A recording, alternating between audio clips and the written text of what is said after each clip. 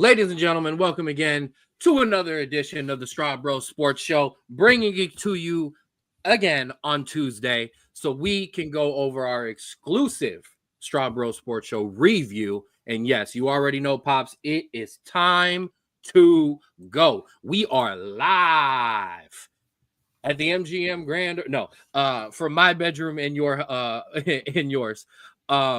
Live on the Straub Sports Show YouTube page, which we've already got somebody there. And we are, of course, live on the Ken Straub Facebook page, which will soon be ending because we will be creating a Straub Sports Show Facebook page where all of this stuff will funnel in so I can have my Facebook page back and go back to yelling at people in random comment sections for being stupid.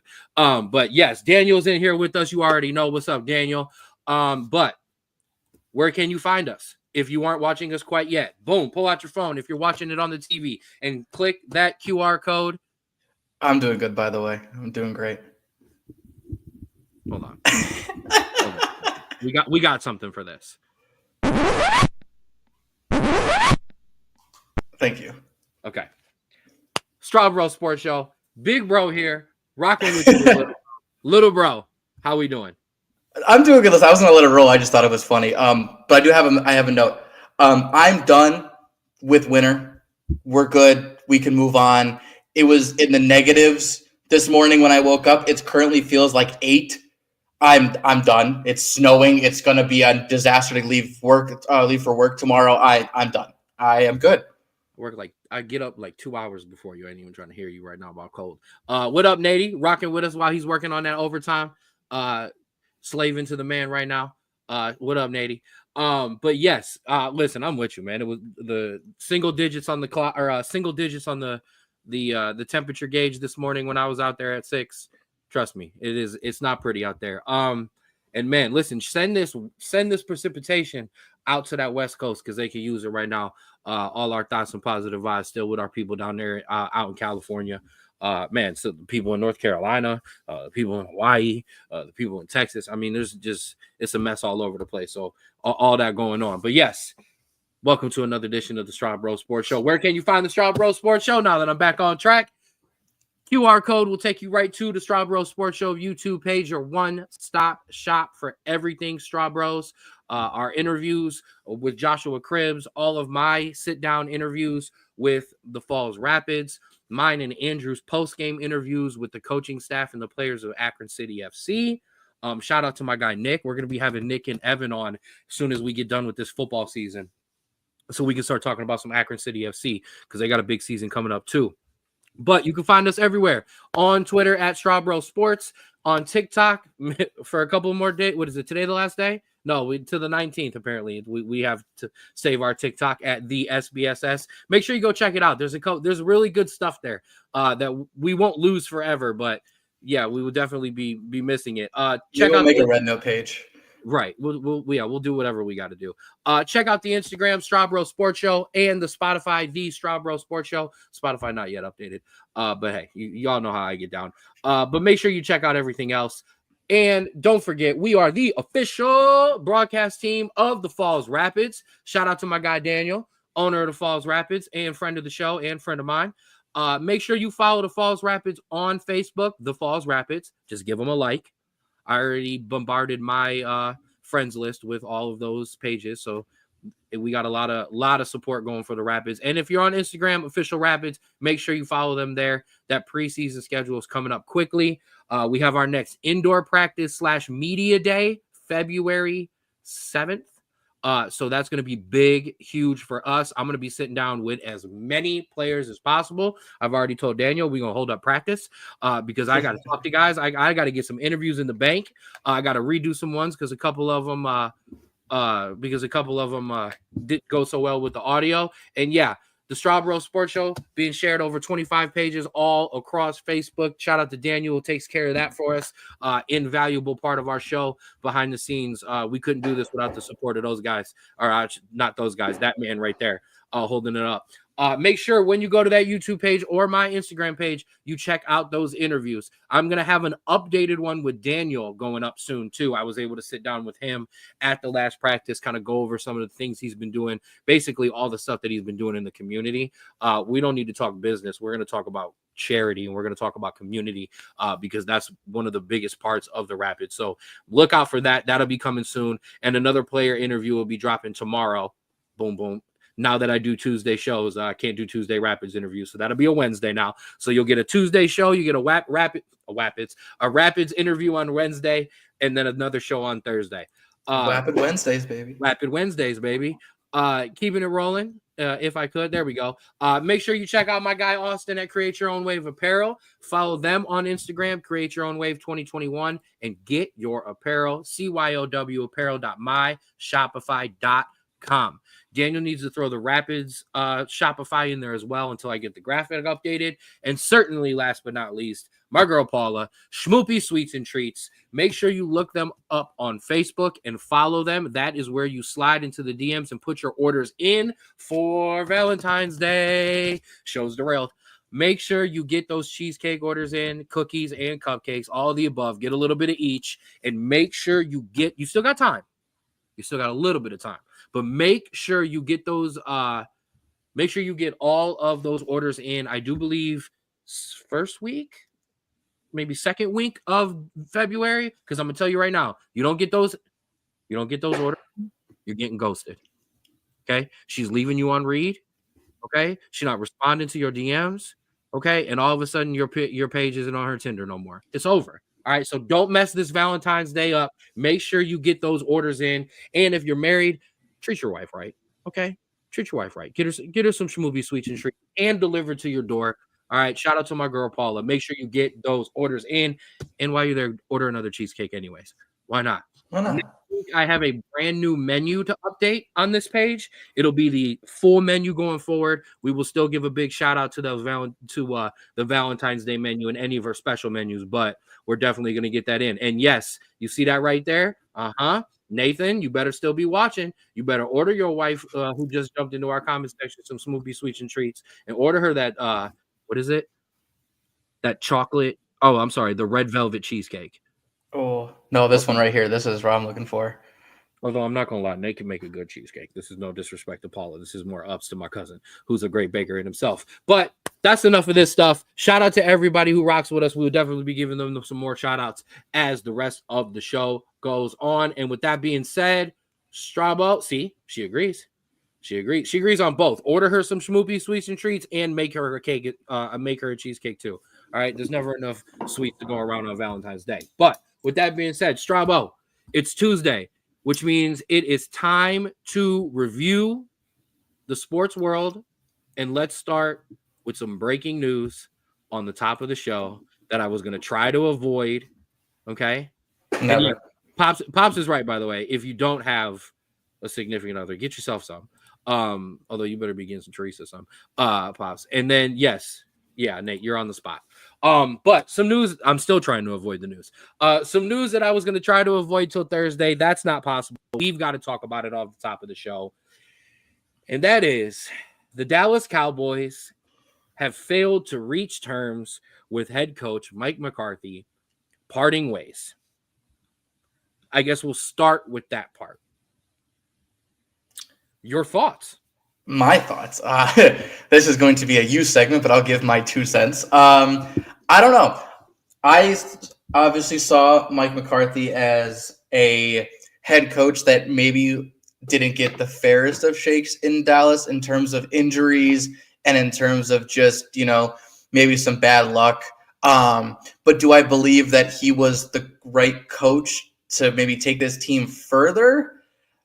I don't believe so. And so I think the Cowboys as an organization were put in a very tough position. And I think that's hence why he was only offered a 1-year deal. But I also see why McCarthy was also okay with rejecting it, because he's going to have other offers. And so I think that's why I think the situation went down, is the Cowboys weren't really wanting to extend him long-term because he hasn't had success, but McCarthy knows that he's going to get stuff elsewhere. And so he didn't want to take that, prove it deal because he doesn't need to. So we'll just leave this one up all. No. Oh, okay. We'll just leave this one up all show and we'll just keep it rolling. All right, so I've been asked multiple times this week how I have felt about this, and I'll just be honest. That I felt about Mike McCarthy. No, he didn't get the best shake. He wasn't the reason we were losing. He was the reason we have had lost. We've had lost some big games. He's not the reason we lost this year. He actually did a pretty damn good coaching job this year for what we had going on. However, nothing about Mike McCarthy in the going forward excites me. It just doesn't. So I'm okay with him. I'm okay with him being gone. What's going on, Mama? I'm not putting any of those other comments up. So I just want to say, finishing the OHIO that you started yourself. Yeah, that's a little weird. But that wasn't the only Cowboys news that broke, Andrew. This is true.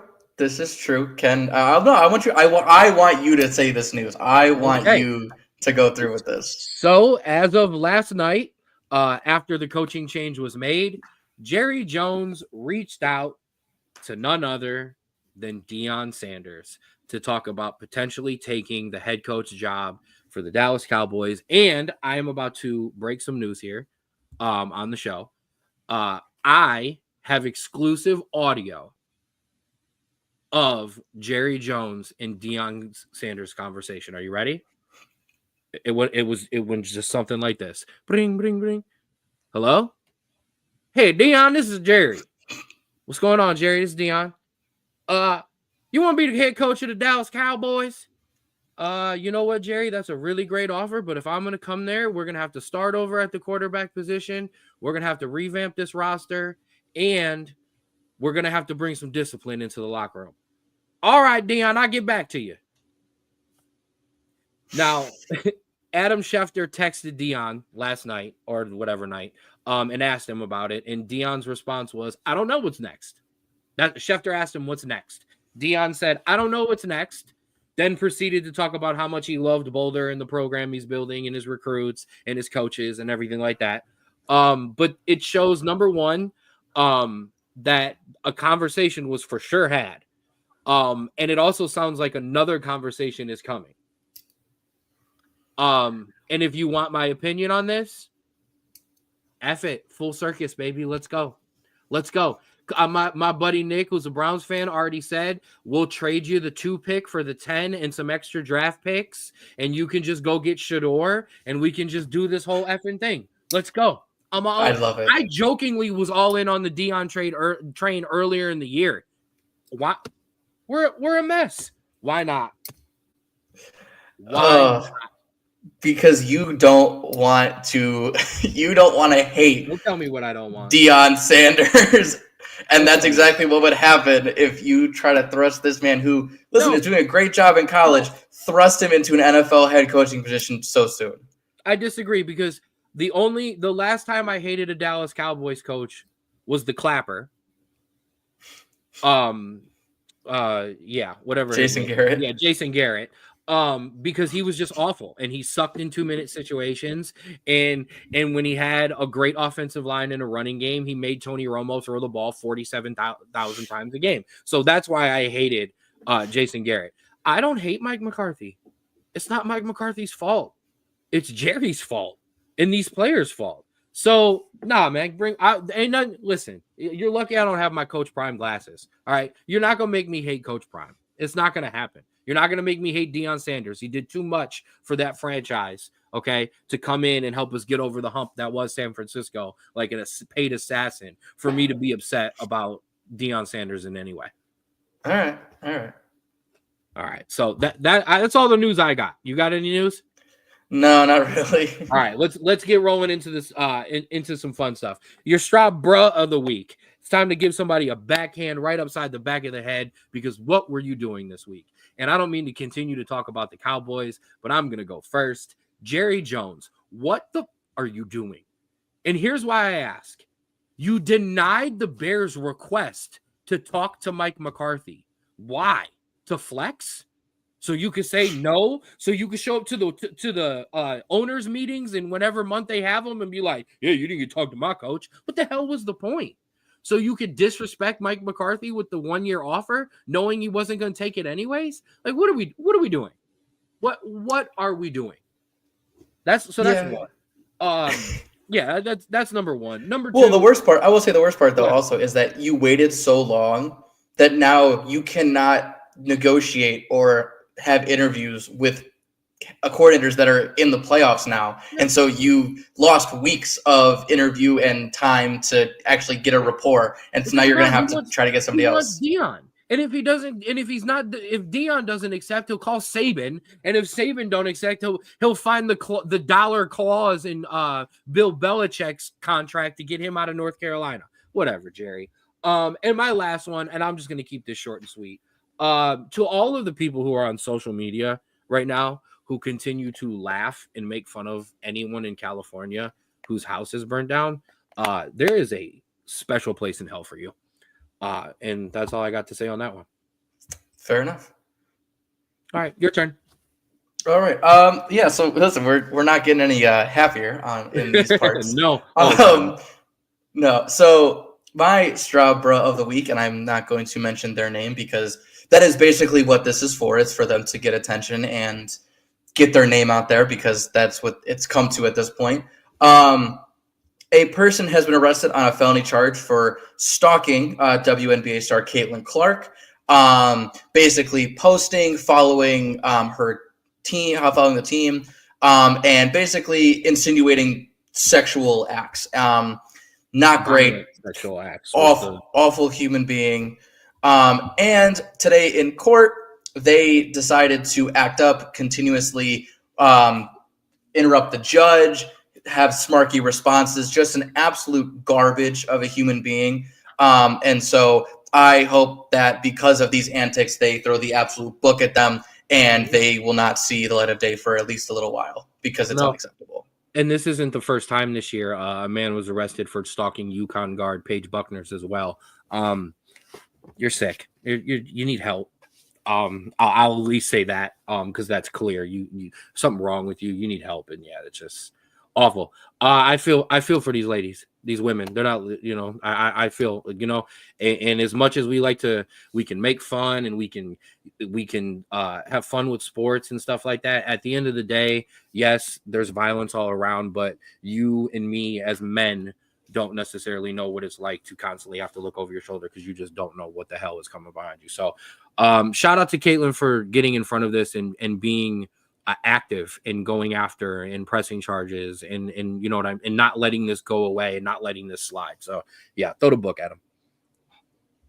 Yeah, I think that's good on that end. Absolutely. All right, let's get happy. Let's turn this around. Time for your honorary Straub Bro of the week, presented to you by Create Your Own Wave Apparel. Don't ride the wave, create your own and become a Straub Bro of the week. Get us happy, Straubo. Yeah, so first, and we'll obviously get into it later, Straub Bro of the Week, Commanders and Buccaneers. Why? Ooh. Because they were the only entertaining wild card game this weekend, the only one that was close. Thank you for actually keeping me interested in a wild card game past the first half. Appreciate y'all. And second, to all of the ex-TikTokers, since we'll talk about TikTok, going to another Chinese-based app that actually is owned by China and not by a American, like that 25% of the American state or the stake is in America, going to Red Note and basically saying, no, you're not going to, we don't care that they have our data because you have our data and you're not doing right by it. So I don't care if another country does, and basically giving a big fat bird to the U.S. government. I find it hysterical. I'm props to you guys. I'm gonna wait it out and see how this goes before I swap over because I don't know anything about this. But hey, to you guys jumping in, they're calling themselves TikTok refugees. Fantastic, hysterical. Love you guys. Poor choice of words. Not on you, them. One of my favorite comments was the lady when somebody was like, well, you're just okay with a foreign government having your information. And she was like, yes, they can send me more kitty cat videos. I'm okay with that. So shout out to whoever's comment that was.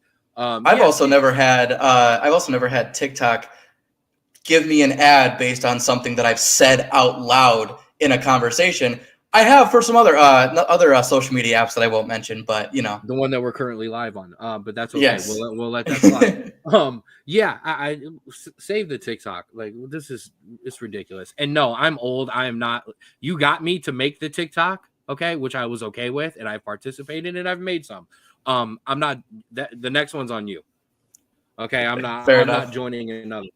And I'm not leaving threads either. I don't care why you're all so mad about it. I'm not signing up for the Bluebird or whatever the other Twitter thing was. I've also never had threads, so there we go. Yeah, I sound old. All right, my straw bro of the week. Come on now. Notre Dame Fighting Irish women's basketball team who are riding a 9-game win streak. And after Naismith Player of the Year, Hannah Hidalgo rolled her ankle late in the win against Wake Forest, they went out and beat Clemson behind 23 points from Liatu King. Shout out to my girls. Keep it rolling. Keep it rolling. And we took down Texas and USC on that run too. So some ranked teams there. Okay, let's be for real. My Notre Dame Fighting Irish. Because win or loss on Monday, this season was a success. Touchdown Jesus is alive. The echoes are awake. Notre Dame is back. In Marcus Freeman, we trust. I do not care what happens on Monday night. It will not sour for me, which was a great season marked by 2 of the best wins that I have seen this team have in probably my lifetime, in proving you could hang with an SEC team and beating Georgia, and then winning a game that you were not supposed to win. More on that coming up when we talk about the Notre Dame Penn State game. There we go. Enough props there. All right, but we're not going to start there. We are going to start with NFL Wildcard Weekend. Straub, put up the scores because we had some stuff that was fun to talk about, and we had some stuff that we said that was not good at all. So just one. I will start with eating the crow first. Chargers 12, Texans 32. I told you the Chargers were hot. I told you the Chargers were dangerous. And then we got playoff Justin Herbert, and apparently that is shitty compared to regular season Justin Herbert. Does Justin Herbert have the 2 worst interceptions in a playoff game in history? They're probably certainly up there. I mean, the Brett Favre one throwing over the middle of the field is probably the worst that I've seen, and then the Flacco's one last year were awful. But no, this was something that obviously we didn't see coming, but also I think something that makes sense in hindsight with 2020 because one, you have a head coach who hasn't coached in the NFL in years. You have a quarterback who has no experience in games like this. And in terms of your quote-unquote veterans, it's really on the defensive side and then your receivers. You don't really have – because I know we had, Gus Edwards and all them, on the Ravens, but they were hurt during those playoff runs. So it's not like they were experienced for it anyways. And so I think what happened was you have an inexperienced Chargers teams come in against, yes, a kind of slumping Houston team, but a team that has been there before, that has won a playoff game, that has dominated a playoff game, and basically just did the exact same thing. And props to them. Shout out to CJ Stroud for getting his first win against Jim Harbaugh. Yeah. Exactly. That's pretty good. And listen, shout out to that entire team because everyone, including Rex Ryan, was calling this a bye week for the Chargers. Yep. And they came out, use that as motivation. And listen, that's all you need in some of these games sometimes. Absolutely. No, I agree. And the Texans have it wasn't a cheap shot. It wasn't a cheap shot. They kept saying the stat. It was his first win over Jim Harbaugh because he had lost a bunch of times at Ohio State. Sorry. He was part of that 3-0. Or 4-0, whatever it is now. 7 in a row. I don't know how many we lost. I've lost track. See you Monday, bitches. But moving on. Ravens, I would say took care of the Steelers. The Steelers tried to make it a close game, but the Ravens dominated for the most part, 28-14. I mean, I'll keep it real short and sweet for the Steelers. Time to move on from Russ. Time to invest in a quarterback, a young guy. Or maybe you keep Russ and you invest in a young guy in the draft, but it's time. I don't think it's time to move on from Mike Tomlin. I'm not going to entertain that conversation. But it's time to move on from this mediocre quarterback play. And when you're in a division with the potential MVP in Lamar Jackson, an MVP front runner in Joe Burrow, and then whatever the Browns do in this upcoming draft, like you need a guy. You need a guy, especially in the AFC too. But for the Ravens, hey, they ran the ball. Derrick Henry looks fresh. Lamar Jackson looked okay. Shaky on some of those throws, but what I liked from Lamar was that Lamar didn't sit in the pocket. Lamar got the hell out of there when he could and when he had to, and that was the difference that we didn't see against him in last year's playoff run. And then at the same time, when he's having a bad game, they just hand the ball off to Derrick Henry and go, okay, we're good. I mean, hold on. I'm glad Daniel's back in. Daniel, am I wrong? Am I wrong? I'm not. It's time to invest in a quarterback, and I still think Mike Tomlin should be your coach. So I won't entertain that. But you've got to move on from this mediocre quarterback play, and you need to draft a weapon to put out there next to George Pickens as well. So, one, I just want to say after what was it when they were like 9-3, 9-4, and I said they would still be a first round exit. Told you so. Anyways, but I think the downfall of the Steelers here is that they let themselves get into this massive hole early on in the game. They couldn't stop the run. They couldn't get the offense going. And so I think that the Steelers are in a very weird position. I think this is also something that has been plaguing them for years, is that Tomlin's consistency to win them games that they shouldn't win is, a good thing, but two, is hurting them in terms of being a real playoff threat. Because when they got Big Ben, they were bad. They were real bad. They got Big Ben. Big Ben came in, struggled his first year, but then absolutely dominated the next year. And so what I think what has to happen with, I think, Mike Tomlin especially, because I think he has to be okay with kind of going through a mini rebuild with like developing a quarterback. They have to be okay with losing this mentality of making the playoffs every year, because what if? It's gotten you nowhere. You have to really understand that this team is not getting any younger, and it's really you did replace some things, but you're still a pretty decently old team. You have to be okay with taking a year or two and saying, we need to develop some guys, we need to get some capital, and then making the push, because this consistent 9-8, 10-7 first round playoff, it's worse somehow than being 3-15 or 3-14, because at least you're like, okay, we have something to build off of. This one, unless you're getting a mid-round wide receiver, you really don't have much to really go on in terms of playmakers and stars in like the late round of the first draft. I agree with you and I disagree with you. So I was high on Fields too. I felt like the way this team should have went is they should have played Russ, developed Justin. Unfortunately, Russ got hurt and that couldn't happen. I think Justin Fields can be a good quarterback in this league. When he runs with the football, he is as talented as a runner as Jaden Daniels, Lamar Jackson, Josh Allen. When he can make throws, he can hit any throw on the field. The problem is that consistency. The problem is being in an organization that's going to take care of you as well. I'm good, but I'm not sure what the no it's not is for, but I'm going to back Daniel on or take the Steelers side. Well, maybe not the Steelers side, but I'm gonna push back on something that you just said. I disagree. No, they didn't have the first pick, so they couldn't draft Baker Mayfield or they couldn't draft Jaden Daniels. But they have had picks, and there have been quarterbacks, and there have been skill position guys available. It's how they ended up with a George Pickens and a Pat Freiermuth. These guys didn't come from nowhere.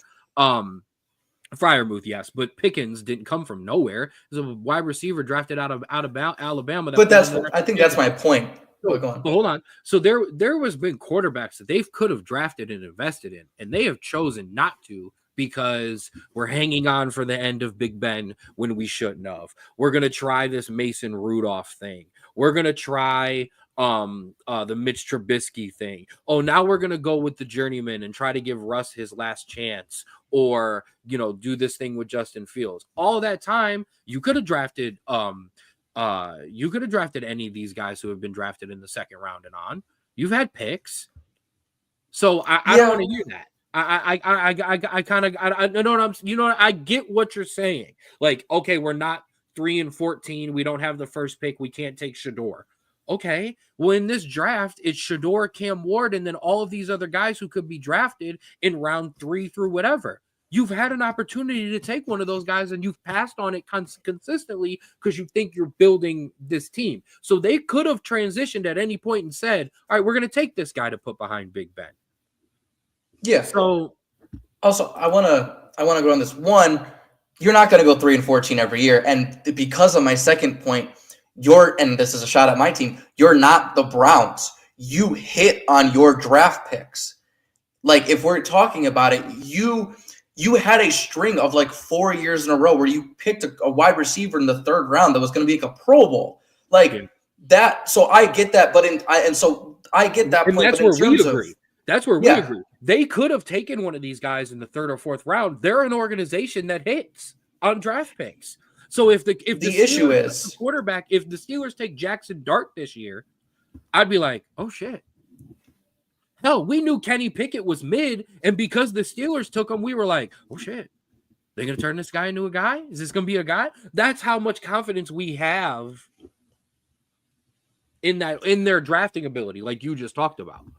But I also think the issue is that unlike wide receivers that have at certain classes go 15, 20 deep of guys that could probably, in that Steelers offense contribute, there is rarely a time where there is more than 3 quarterbacks that could be serviceable in the NFL in one times, and they're all going top 10. They're like, what? Lamar in 2016 was a late round pick, and then Jordan Love. We can go right to this last draft. Caleb Williams, Jaden Daniels, Drake May.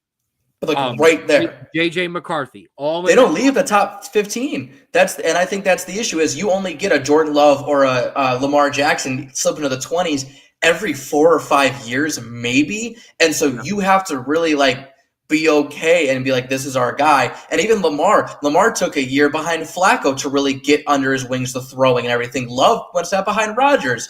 You have to be okay with kind of getting that, not expecting to make the playoffs to make sure that your team develops enough to make that run. No, I agree. And I will say this, and I'll leave it because I want to switch to Daniel's other point. I'm okay with them rolling with Fields next year as a basic rookie 2-year guy, and he's a young guy we're building. I'm okay with that. If that doesn't work, though, you're going to have the record next year to then go into the draft and get that guy. Now, and that's the class for it. I will bring this up because the Ravens, and I will bring your graphic back up, as you see, the Ravens gave up the most points behind the Chargers in the entire wildcard weekend. The defense wasn't great. However, you're not winning games when you only score 14 points.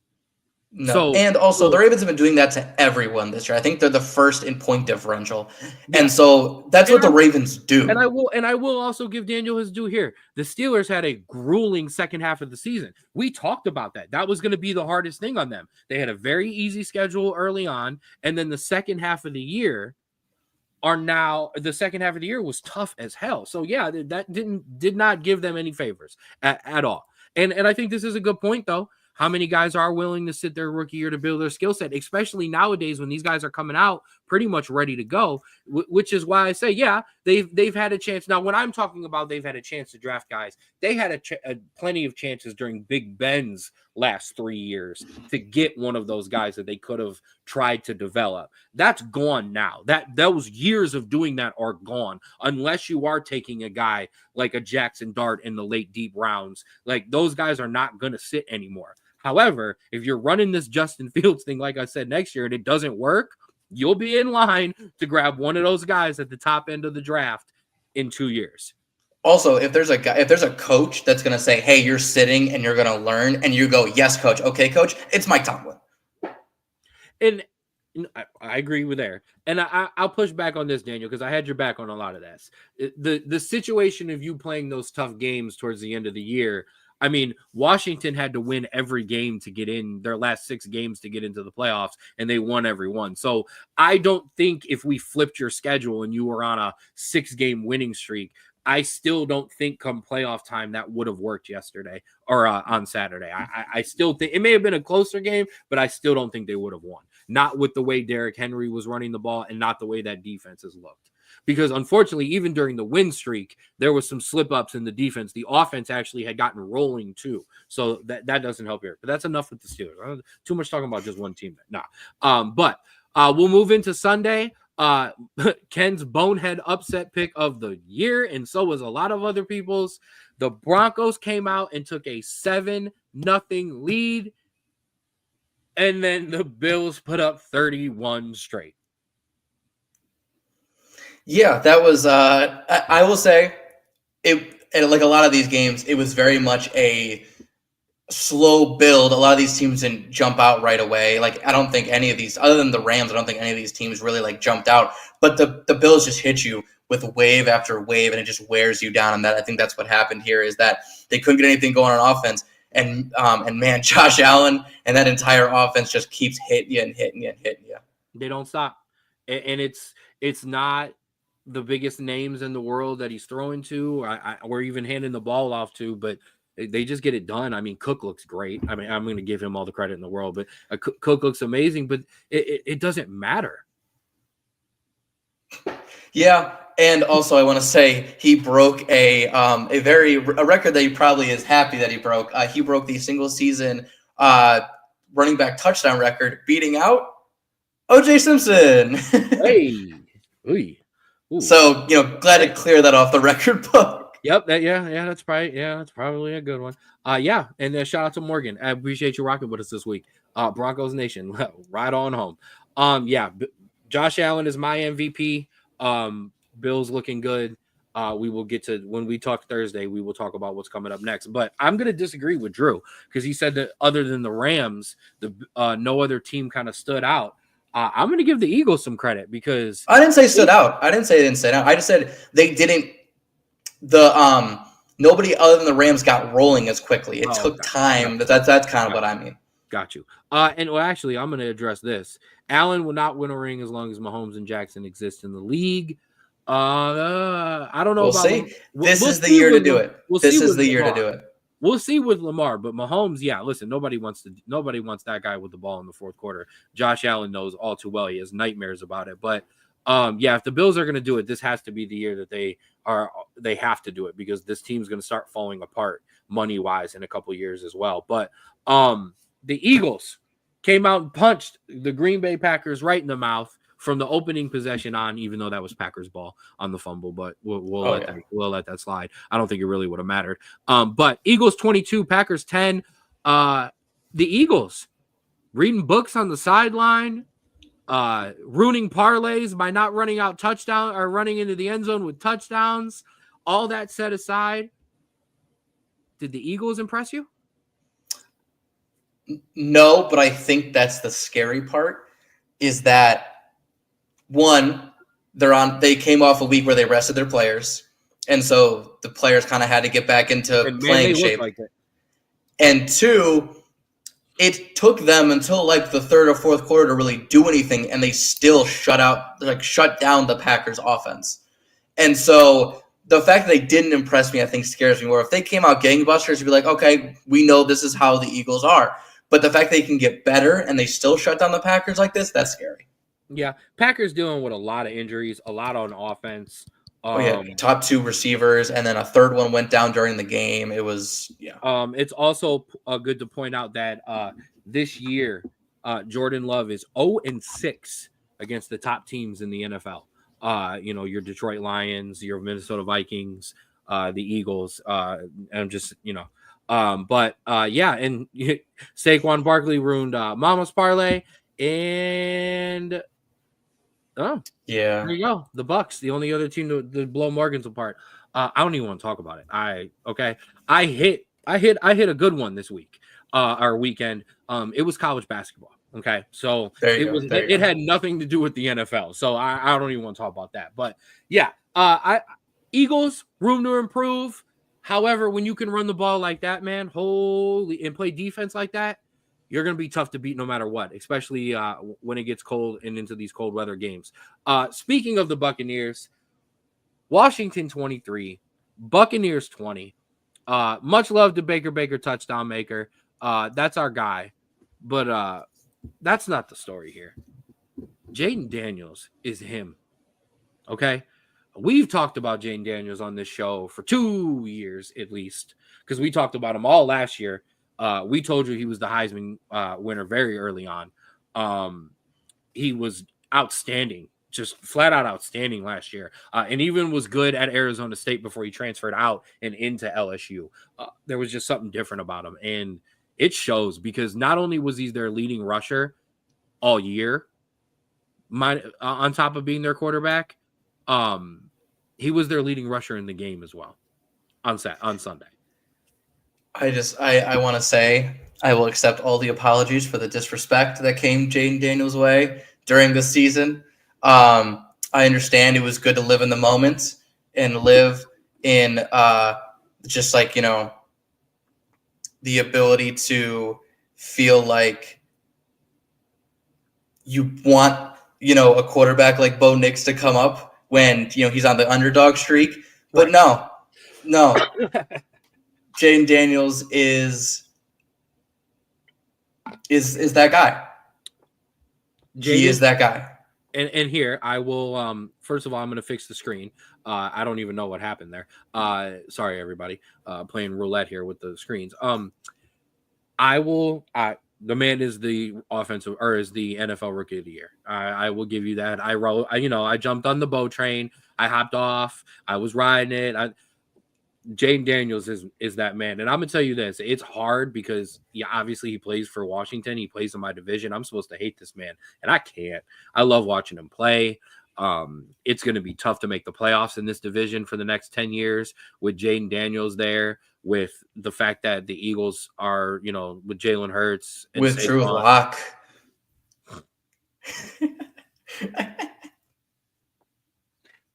Oh, excuse me. But yeah. What else can be said? That man is him. We'll see if he can roll into Detroit next week and make it happen. And in our final game, our Monday nighter, the Rams, with all of LA behind them in Arizona, took it to the Minnesota Vikings 27-9. The real Sam Darnold showed up, unfortunately. While I agree, these past couple games. While I agree, I also believe that the scheme that the Vikings were running, I won't get too deep into it, didn't really do him any favors in the fact that you constantly saw it's like Sam Darnold is not a super mobile quarterback. He can move, but he's not mobile. These Lions and Rams teams were getting after him immediately. And I felt like there was no dump off play. There was no quick route. There was no check down. And I feel like because they wanted to get to the ball to their playmakers, to get it to Jefferson, to get it to Addison, they ignored that Darnold had no time to get it to these guys. And I think that's the biggest issue here is you just had a desync because the Rams completely just blew up that offensive line all game. Sometimes, Drew, it isn't about the Jims and the Joes. It is the X's and the O's. Okay. Absolutely. Basically, I agree with you. The Vikings have basically kind of announced through their coach that they're going to be moving on from Sam Darnold in the press conference. Basically, the quote was, we will always remember this journey that Sam went on fondly. So obviously they're moving on. They drafted J.J. McCarthy to be the quarterback of this team. He was progressing in training camp and through preseason like he was going to be the starter until he unfortunately got hurt. They're paying their wide receiver, I think it's $33 million a year. They're setting this team up to be built around a rookie quarterback. So this kind of gave them an out. And Troy Aikman referred to it on the broadcast too, saying, the payday is going to be different for Sam Darnold now. And yeah, for the Vikings, they kind of eased their way out of a situation where they were potentially going to have to pay him while also having J.J. McCarthy on the roster coming back. So the Vikings may have lucked themselves, yes, out of the playoffs, but long-term and financially into a better situation. I don't know, man. That always rubs me the wrong way in terms of, listen, week 7, week 8, we were calling Sam Darnold a top 10 quarterback because of how he was playing. And he ended with 4,500 yards, and this team was 14-3, and this offense was one of the best in the league. I get that you want to give J.J. McCarthy the reins here, but why are you making one game that, in my opinion, was a bad game plan? 2 games, because the Lions game as well. Sure. 2 games with a bad game plan affect how good this season was, and having to play. This really reminds me, and I hate to bring it back to me, it reminds me of Baker getting injured, them finding a reason to get rid of him and trying to find someone better, and it absolutely costing them for it. J.J. McCarthy is not a quarterback that is going to be immediately better than Sam Darnold. Now listen, and Daniel agrees with you. A lot of people agree with you. My counter, okay, is number one, that game plan is the game plan that they want to run week in, week out, and it was a game plan they felt J.J. McCarthy could win. Now, when you say, can he come in and be better? He was on track to be the starter. So based on his play, he was playing better than Sam Darnold. I'm giving you the other side here, okay? Because this is how they're going to. Carlos Hyde started over Nick Chubb the first 3 weeks of the season when he was a rookie. I don't want to hear because he was a starter he was better. Well, I understand, but Jane Daniels, Caleb Williams, and Drake May would like to have a conversation with you. My other they're not. He's not them. Are you? And here's the thing, though, and this is what it comes down to. And I know you're saying, well, you can't just base it on the last 2 games, but here's what it comes down to: are you willing to pay Sam Darnold top 5 to top 10 quarterback money, okay, to be a team that when the chips are on the line, you're not actually sure he can be that guy? Because no offense, what Sam Darnold did not show me that he's worth that money. He showed me he's worth money, but he's not worth that money. But because of the way the NFL works, he now demands and is going to get that kind of money. And if you as a franchise were going in another direction completely, is it worth throwing that away to not go back to the guy? And I understand this. I understand pre-injury now. I do understand that. However, you drafted that guy to be your Caleb Williams, to be your Jaden Daniels. To not go back to him says, I'm giving up on a top 10 pick because a guy had a flash in the pan year, no offense, compared to every year that he has had. Right. And if Sam Darnold ends up getting that money, I would say to the Vikings, okay, I understand he's not worth top 5, maybe top 10. Well, I'd probably top 10, but top 5 money. I get it. But if he goes for like top 10, maybe top 15 money, I think that's a great disservice. And I think that's something that they should, listen, I know what's your plan. Plans change. I got you. We shall see. I do want to end this note. We talked about it last week. We talked about it for the past couple weeks. There is not a quarterback in the NFC that I'm going to put very, very high above taking Matthew Stafford. And he showed you what, slinging that ball around, slinging that rock around. So on Thursday, we will talk about the potential matchups, or not the potential matchups, the matchups on our Thursday review. Today is all about just getting all out what happened last weekend and last Thursday, or I should say last Thursday and Friday were part of it because, baby, we had some college football as well as we had Ohio State and Texas. But before that, and I feel like, I don't know, should we start with it? Should we get me out of the way? Yeah. All right. So it started Thursday night, Notre Dame, Penn State, 27-24. Man, oh man, what a game. Yeah. Listen, I'm not going to lie. This one was kind of a snoozer in the first half. But hey, because it was great defense. That's honestly what it was. Penn State's running game was getting going, but it always seemed. Oh my goodness. it always seemed to stall right before they kind of got into a position to actually do anything. And then you guys just couldn't get anything going offensively. And then I think the second half, either some adjustments or some ability to just kind of kick into another gear, things starting to open up. And honestly, what I think impresses me about you is obviously you play better when the game is slowed down. You when things started ramping up, you started being better as well. And I think your ability to kind of be good when it's slowed down, but also be good when it's a little more fast tempoed, that shows a kind of a good variety in a team that is championship caliber, and that's why you're in the game. We're gonna pull back the curtain a little bit, and I'm gonna let you in to the Straub household during a Notre Dame game. Prepare the bleeps. I scream all the time, bend but don't break, because that is what this defense has done all year. It bends a little, and it gives up some yards, and it gives up first downs, and it'll give up a chunk play, but it doesn't break. Now, it did break a few times. We gave up 24 points, but never breaking to a point where we're out of the game.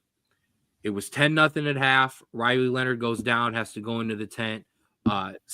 Steve comes in and leads just an amazing drive down the field. And one of the best quotes I saw was Riley Leonard saw an Italian taking his job, and the Irish came out of him, and he just would not allow that to happen at Notre Dame. Terrible. So we go in 10-3 at half, and then they come out in the second half, and Jordan Love puts together two amazing runs on that drive, and we score a touchdown, and we're back in that game. And then it goes back and forth. Jordan Love scored the greatest touchdown I've ever seen a Notre Dame running back ever run or get in his life, breaking like 7 tackles on a 3-yard run into the end zone. Go ahead. I think you're still in your NFL mindset. Jeremiah Love, you're saying Jordan Love? Jeremiah Love. Jadeveon Price stepped up big. I got to give a shout out to Great House, our wide receiver. I felt like he was actually the MVP of the game. A clutch or a route in which he broke the defender at the line and then broke the defender with the ball down the middle for a touchdown. And then a clutch play on third down to get us further into field goal range. But I sweated this one out. Love to my sign. I sweated this one out literally. I may have lost pounds. I know it doesn't look like it, but I lost pounds with the amount of sweat coming out of me watching this game. And we were clutch. That's what it came down to. We were clutch down the way. We made a boneheaded play down, having a chance to kick the field goal with under 2 minutes left. We got a little too cute trying to just throw the ball around instead of running it. And then Drew Eller, who kind of struggled the entire game. He really did. Their tight end was the best player on the field. Every time he was in the game, he scared the absolute shit out of me, and I didn't want him to have the ball. And they didn't get him the ball enough. And Drew never scared me. He never scared me one time. And I was waiting for the defense to make that play. And when he threw that ball across the middle, before it was even near a wide receiver, I was like, oh, that's not a good throw because we just smacked him. And then, 29 makes a great play on the ball, a great interception. And we do what we do. We run, and Riley Leonard gets clutch first downs and pushes the ball. And shout out to Mitch Jeter, who has struggled. The mother effers that I have given this guy all year, as he has missed extra points and kicks. I know he's been dealing with a hamstring, but he has come out and been clutch in the college football playoffs. He's a threat. And I'm proud of my team.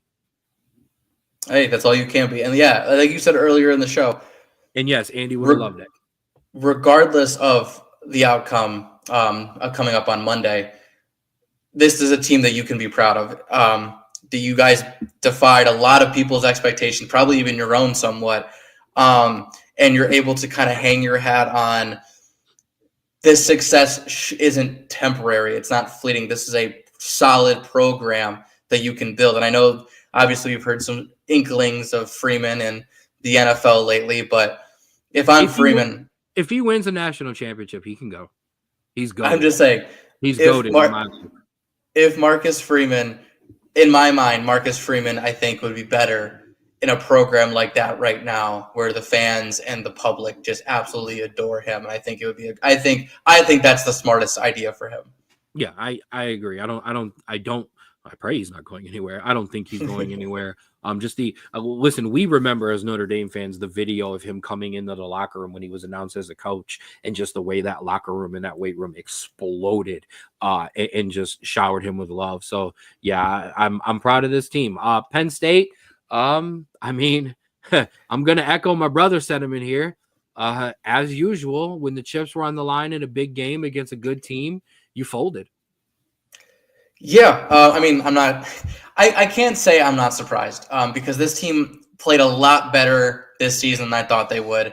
But unfortunately, when it comes down to it, this is how Penn State is. Lost to Ohio State, lost to Oregon, lost to Notre Dame. I get it, Ohio State and Notre Dame are in the championship game, but hey, if you're going to not be the same old Penn State, you got to be in that championship game, and you got to play like you're champions. And I'm sorry, you're always going to be that tier below until you prove otherwise. Sniffing around the championship game is what Penn State has always done recently. Yes. So, but yeah. Speaking of, because you mentioned them, Ohio State, yes, they are in the national championship game after they defeated Texas 28-14. And Drew, exactly how we called it is exactly how it happened. Which one of these teams would step up and do the thing that they hadn't done? And it was Ohio State, who was able to prove that they could win a close game. I would say that they pulled away, but they were winning a close game, and they looked the better team in a close game. And Ohio State, a different team in the playoffs. Yes, and what did I say? If Ohio State scored on their first drive, they would win. They didn't score, they would lose. Their first drive, they take it there. They obviously struggled a little bit in the middle, but that's what we said. What is Ohio State going to do when Texas finally, stops them, gets them to go 3 and out, yada, yada? They kept with it. The defense stayed in it. They shut down that offense. I will say, though, this Texas offense has really kind of disappointed me this playoffs. Yeah, put it out. But I don't want to take anything away from Ohio State because that was an amazing defensive performance, an amazing offensive performance, just kind of keep grinding it out. Yeah, man, Jack Sawyer. That was magical. I'm not the biggest Jack Sawyer fan. I'm going to be 100% honest. But watching that play, in my mind, and I said it out loud alone, I said, that's a Buckeyes play right there. That's an Ohio State play. That is why Ohio State is in the national championship game. And every time they look back at plays like that, an Ezekiel Elliott run, a Cardell Jones run, going back to a Maurice Clarett run. Now you've got your strip six. They have those moments. And on my side, that interception and the fourth down play or the running back touchdown from Love, those plays will live in Notre Dame infamy. That strip six will live in Ohio State infamy. It was a great play. Jack Sawyer stripping his former Ohio State roommate and still good friend Quinn Ewers. I will say this on Texas's end. Quinn Ewers is debating portal versus draft. Good. It's time to move on. It's time to unleash Arch Manning. It is time to unleash him on all of us in college football and see what you got in this guy. I agree. Well, one, we need to get him to the weight room because that boy needs to beef up a little bit. But yeah, listen, great game by both teams. These semifinals have been fantastic. Much better than the wild card games. They kind of set them up to fail on that one. But hey, yeah, Ohio State, amazing performance. And now you got two teams who are so motivated. It's not, and I think this is why this playoff system is a little better than the 4-team, is because you don't have just one game and then a playoff. And so if there's a blowout, you really don't have any more motivation. You have two teams that have now gone through the first round, beat their team that had a bye, and have now played a grueling game that now they're kind of getting past. That neither team feels like that they have the right to lose. They feel like they have the right to win. And I think that's what's going to make this game so much fun. I'm sweating. I'm uncomfortable. I'm sweating. I don't want to. Listen, I get to escape it for one day. I'm feet to the fire on Thursday. I'm going to celebrate. But yeah, listen, Ohio State, I mean, the running game was moving, the huge run that they broke off for a big touchdown on the screenplay, or I'm sorry, on the play, and then the defense as well. I mean, you held Texas to 14 points. So but yeah, the slugfest comes here on Monday night because it's not going to be a shootout. This is going to be exactly what last year's game was at South Bend, a knockdown, drag out slugfest. I'll have more insight and scare tactics on Thursday. But for now, celebrate. Shout out to you, Buckeyes Nation. Shout out to Ohio State. You've taken care of business and you have been a different team. Shout out to Notre Dame. You've overcome injuries and have continued to just do what Marcus Freeman says, and that's be aggressive and be cool. So props to both programs. I don't need to find or search for an 80-year-old for Ryan Day to argue with. We got Lou Holtz on deck, ready to go, baby. Shout out to anybody who watches Dexter, the famous meme reel that goes around. Surprise, mother. The best thing I saw was somebody cut it in half, and it was Ryan Day going, "Well, where's Lou Holtz now?" And it was Lou Holtz's face right there going, "Surprise, mother." So I can't wait. I'm excited. I'm excited it's staying home. And in terms of home for me is either in Ohio or with my Irish. So that thing's coming home. So SEC, you can all cry your little boo-hoos on the couch and take your L's because the Big Ten and a team that plays around the Big Ten is bringing home the Natty. So we will have much, much more on that on Thursday. We're running long today, so we're not going to get into a preview when it's not supposed to be had. So that'll do it for your NFL wildcard weekend. That'll do it for your college football playoff semis. Drew, let's update the people real quick on an amazing weekend of the FA Cup. Amazing because I took care of business for y'all. Listen, you did. Here, we'll see it. Obviously, the teams are cut in half. That's where everything is. Unfortunately, as you can see, both non-league teams lost. However, Tamworth did take Tottenham to extra time. However, Tottenham proceeded to score 3. So unfortunate for Tamworth, but honestly, amazing to watch them. I forget the name's player was playing like Ronaldinho out there, was like doing spins and pirouettes. Insane. Aston Villa picks up a key win against West Ham in a Prem matchup in the FA Cup. Plymouth Argyle, who is in the last position in the championship, beat Brentford 1-0. And Doncaster, a team in League 2, beat championship side Hull City 5-4 on pens. But that is not the result we are talking about.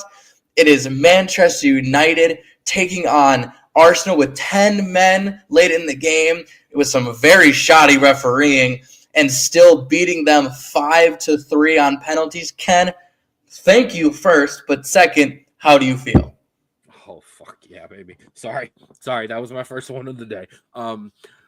Dude, an amazing effort by this squad. Just an absolute shift that all 10 guys put in. Nobody cares about Newcastle. They played like a League 2, like a League 1 team. I don't care. I don't care. Nobody cares. I didn't put me on there. Nobody cares about anybody else but me right now. An amazing effort.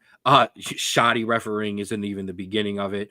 Shout out to our social media team who, after the win, just one word, justice. And we are escaping an FA fine because of that, or with that as well. It was great.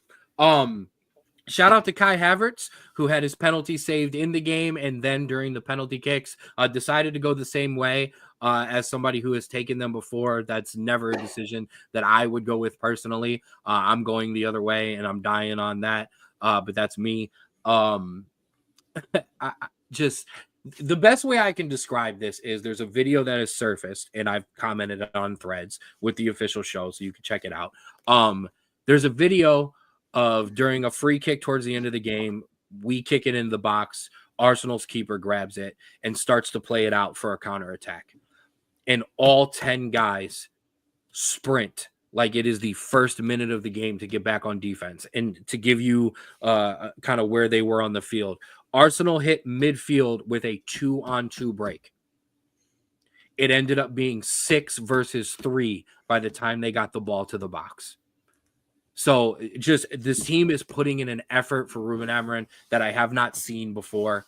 And yeah, when it came down to penalty kicks, we buried them with some beautifully taken kicks.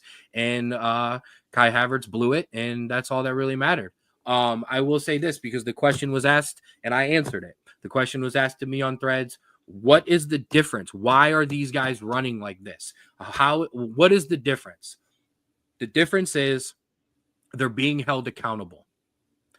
And the question was, I said, and not just held accountable. It used to be that they would get sat for a half or a game. Then they were put right back into the lineup, regardless of it, whether or not the attitude or the effort changed. Now, you don't see the field if you're not making the team sheet if you're not going to put that effort in practice, let alone actually in the 90 for the game. So that's the difference. And then the question was asked, was it just Rashford? No, it's been Rashford. It's been Garnacho. It's been Anthony. It's been Eriksen. It's been Casemiro. It's been Maguire. It's been Dalot a couple of times. It's been Luke Shaw. And guess what? The players who have, and even Bruno sometimes with his attitude.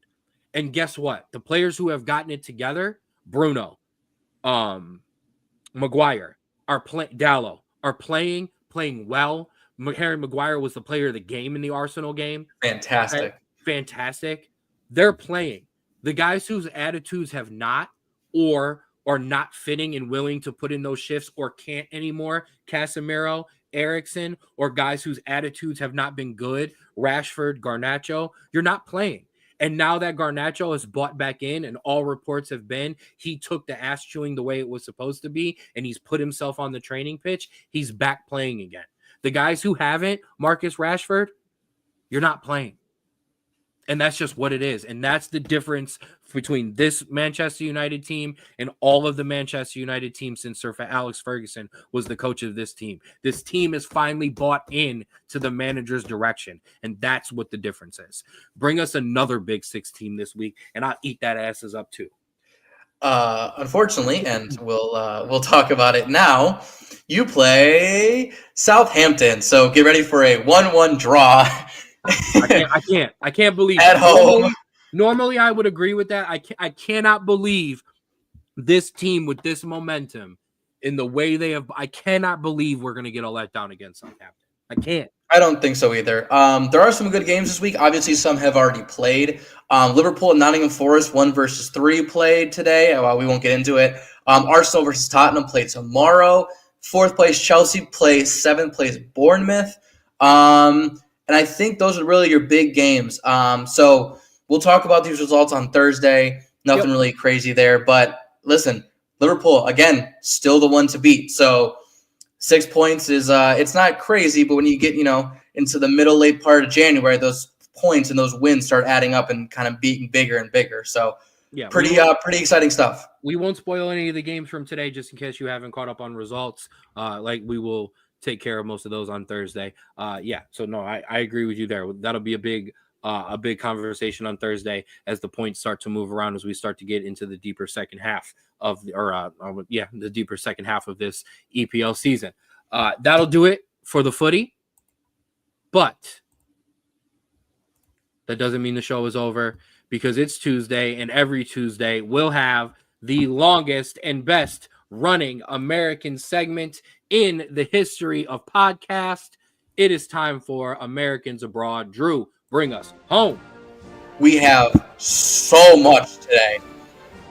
First, we'll start with a couple of debuts. First, James Sands debuted in Bundesliga for St. Pauli in a 0-1 loss. He says this is trying to get back to the 2026 World Cup squad. Props to him for that. Josh Sargent came back for Norwich today. His first appearance since October 27th. It wasn't a loss, but doesn't matter. Let's go. Noah Kai Banks, in his debut match, he is 19 years old for Augsburg in the senior team. Congrats to this guy. And then we'll get into the goals. Paxton Aronson, a goal and man of the match in a 2-1 win. Gio Reyna in a goal and a 2-4 loss. Anthony Robinson, 2 assists in a 2-3 loss. A lot of losses this week. Weston McKennie, an assist in a 1-0 win. And while we were having this show, Ricardo Pepi and Malik Tillman scored 3 goals in their cup match to come back down from 3-1 to win 5-4. They advanced. Ricardo Pepi is also the leading goal scorer per 90 in the top 6 leagues.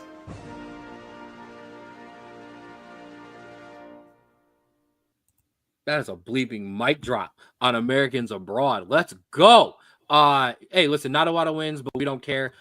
Let's go, Ricardo Pepi. Let's go. The man was talking about a transfer, but you know what? When I'm the leading goal scorer, I transfer this. Okay, let's go. I absolutely love it. I cannot wait. Hopefully, all these guys can stay healthy for the next round of the next American window in which we can call up those players. But yeah, shout out to Gio Reyna. Getting a goal, stay healthy, buddy. Please. I'm begging you. Get your minutes in, get your fitness up, but stay healthy. Great job, bro. Great job. That'll do it for us here on the Straub Sports Show, your Tuesday review edition. We will be back with you Thursday to preview NFL Division Weekend and the national championship game, of course. We're also going to talk Cavaliers. They did drop a game finally. That win streak did finally end against Indiana. But we're going to talk about them Thursday because there is another showdown with Oklahoma City on Thursday. So we will talk Cavaliers. We will talk national championship. We will talk divisional matchups. And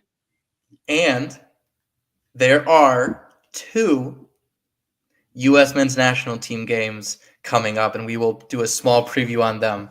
Absolutely. You know, your United States men's national team breakdown starts here with the Straub Sports Show, where you can find us all over the place. That QR code will take you to the Straub Sports Show YouTube page, your one-stop shop for everything Straub Sports Show. You can find us on Twitter at Straub Sports. You can find us on TikTok for as long as it survives at the SBSS. I will post the TikToks to Instagram as well.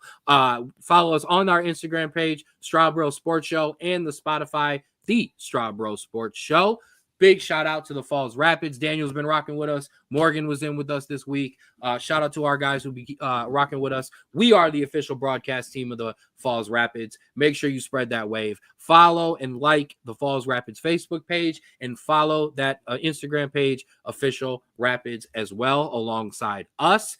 Remember, we are the broadcast team, and I've got a bunch of interviews. Check out the interview with Morgan. He was with us today. Little player spotlight there. Go check out our interview with him, our United States Air Force veteran. Shout out to him. And shout out to all our guys. Make sure you check those interviews out. Get to know the players. Make sure you shout out to my guy, or check out my guy Austin, and shout out to him. Create Your Own Wave Apparel. Follow them on Instagram. Create Your Own Wave 2021. Get your apparel at cyowapparel.myshopify.com. And Schmoopy Sweets and Treats. Get on Facebook. Follow Schmoopy Sweets and Treats. Jump into the Facebook page DMs and get your orders in for Valentine's Day now. Cookies, cheesecakes, cupcakes, all the above. Make sure you get those orders in for Valentine's Day. And like I told you, she's ghosting you and you're left on red. If you don't get those orders in, order some for yourself, your missus, your mister, whatever. It does not matter. Get yourself some and get those orders in quickly because those will only go for so long. But I got a big menu to debut next week. It'll have these cheesecakes and a bunch of other items as well. So a big shout out to Paul there and a shout out to all of our sponsors and all of our friends of the show who rock with us every week. We appreciate that. Pops, as always, great show. Bro, great show. Final shout outs from you. Yes. Thank you for watching, listening. I am excited for this little format at Tuesday, Thursday. I think it helps break it up a little bit. So hopefully y'all enjoy it too. Absolutely. And yeah, stay warm because it is going to be brutal the next couple of days. Although I think we're hitting 40 at the end of the week. And so that's what we're going to look forward to. Absolutely. Nice digestible Straub Sports Show bits rather than one big long show. We will see you Thursday for the preview. And as always, please remember to love yours.